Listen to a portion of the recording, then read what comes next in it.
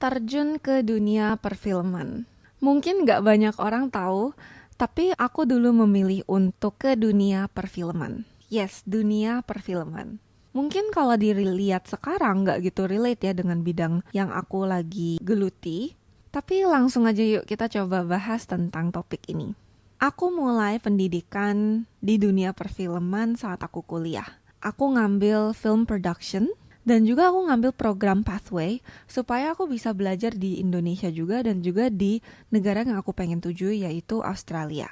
Mungkin banyak juga yang mengira kenapa kok ambil perfilman. Sebenarnya alasannya simple banget. Karena memang dari SMA aku tuh sangat menyukai pembuatan video ataupun media, sesuatu hal yang gambar bergerak lah gitu. Dan juga aku suka banget untuk nge-lead sesuatu. Jadi dari pas SMA aku tuh sangat aktif dalam aktivitas seperti ekstrakurikuler. Saat aku terjun di dunia perfilman Indonesia, perasaan utama yang aku rasain adalah lebih ke terkagum banget sih dengan work ethic dan juga tingkat intensitas dan keseriusan yang mereka punyai di dunia perfilman. Apalagi tingkat profesionalismnya mereka tuh sangat tinggi banget. Tapi sebenarnya bagian challenging di dunia ini tuh sangat banyak banget. Dunia perfilman sangat memaksa aku untuk beradaptasi dengan lingkungan yang dengan tingkat intensitas pekerjaannya yang sangat tinggi. Pressure yang sangat tinggi juga dari berbagai segi pekerjaan, harus dan mau berbaur dalam tim, kerjasama dengan etnis yang beragam, juga lumayan challenging buat aku. Karena banyak toleransi dan juga perbedaan maupun cara berkomunikasi dan penyampaian apapun tuh harus secara efektif dan jelas gitu.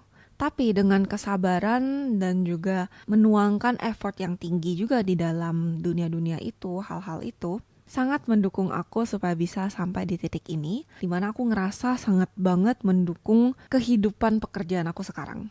Nah, tapi setelah aku pindah ke Australia, aku ternyata dunia perfilman Indonesia dan Australia tuh sangat beda banget. Dari sisi jam kerja sih, terutama kalau di Indonesia dalam dunia perfilman, itu dapat dituntut untuk bekerja sehingga 24 jam, pokoknya sampai proyek selesai. Tapi berbeda dengan di Australia, yang jam kerjanya tuh maksimal 10 jam per hari, dan kalau misal kita melebihi itu, kita bisa dituntut. Untuk hal lainnya, mungkin lebih ke bagaimana karakter orang-orang dari negara yang berbeda ini memiliki work ethic dalam pekerjaan yang berbeda juga. People were making fun of the way that I said water. I don't think I have a first language. Like the bullying was pretty bad. Racism? I'm very pale, so I kind of blend in. If I'm just here in this weird limbo in the middle. It does suck. It's a microaggression, right? I'm more westernized. Society just values Western culture more than Asian culture. Kalau di Indonesia dalam bidang ini orang-orang bekerja sangat maksimal hingga pekerjaan selesai dan juga kita pengen mendapatkan hasil yang sangat maksimal. Tetapi saat aku di Australia sangat beda banget karena mereka mengutamakan lebih ke mental health yang memungkinkan pekerjaan untuk ditunda dan diperlambat. Kalau ini balik lagi ke orang masing-masing ya, lebih prefer cara kerja yang gimana sebenarnya. Kalau aku agak gak sabaran kalau misalnya sebuah hal tuh selalu ditunda dan juga tidak tuntas. Di dunia perfilman, aku rasakan ada hal yang kurang mengenakan juga. Misal kayak grouping, dalam bidang ini hal yang lumrah untuk hanya memanggil yang kenal dan di situ-situ aja. Lalu juga ada sedikit toxic environment. Dalam bidang ini banyak yang kurang paham cara mengatasi depresi, khususnya dalam dunia pekerjaan. Dorongan yang berlebihan dalam cara kerja juga termasuk di dalamnya. Orang-orang perfilman juga mostly adalah perokok, aktif banget, jadi mungkin itu menjadi aspek yang kurang mengenakan buat aku. Dari kalian yang tertarik dalam dunia perfilman, mungkin akan mempertimbangkan bagian ini. Gimana kalau udah lulus dan arahnya kemana gitu? Yang biasa diambil anak-anak perfilman itu setelah lulus adalah kerja di bidang perfilman atau production house. Juga bisa mengambil jalur kerja di bidang sekitarnya seperti desain, marketing, dan bisnis.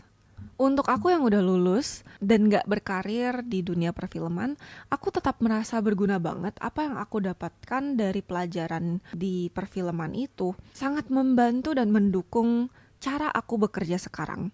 Karena sistematis dan struktur yang sudah dipunyai secara natural untuk kita melakukan sebuah project shooting itu sangat sama dengan cara kita melaksanakan sebuah project dalam bidang apapun. Apalagi sifat di dalam perfilman di mana kita tuh harus aktif praktek. Jadi kita bukan cuma belajar tentang teori saja, di mana itu sangat mendukung untuk mahasiswa-mahasiswa yang akan mengambil ke jalur karir yang lain itu juga mendapatkan ilmu-ilmu supaya bisa survive di dalam dunia nyata. Dan buat aku benar-benar banyak banget dapat pengalaman dalam bidang leadership dan juga project management. Apalagi karena aku sering banget bekerja sebagai director dalam film. Dan sebagai director, aku biasanya tuh harus memperkuat skill untuk teamwork karena aku harus menjadi seseorang yang membawa teman-teman ini supaya bisa sampai ke titik akhir dengan semaksimal mungkin. Dan di situ aku pastinya belajar cara untuk mengatasi masalah dengan cepat. Gak cuman itu doang, dunia perfilman banyak banget mengajarkan aku tentang pelajaran hidup. Karena pastinya ada suka dan duka selagi aku belajar dan juga melaksanakan sebuah proyek. Tapi aku selalu belajar bahwa pasti ada suatu pelajaran dalam sesuatu hal yang sulit juga. Dan sesuatu yang sulit itu tidak pernah aku rasakan mustahil untuk kita jadikan sebuah realita. Aku sangat banyak banget belajar hal-hal seperti cara untuk kita mengatasi sebuah problem dan juga berkomunikasi dengan baik dan terstruktur dan juga membuat sebuah reasonable reason melalui dokumentasi dan juga menstrukturkan atau merapikan sebuah dokumentasi juga seperti folder naming ataupun foldering gitu.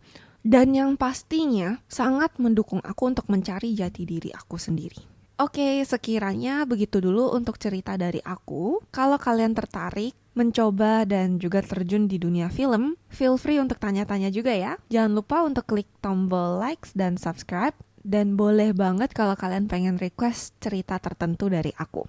Komen di bawah ya. Sampai jumpa lagi.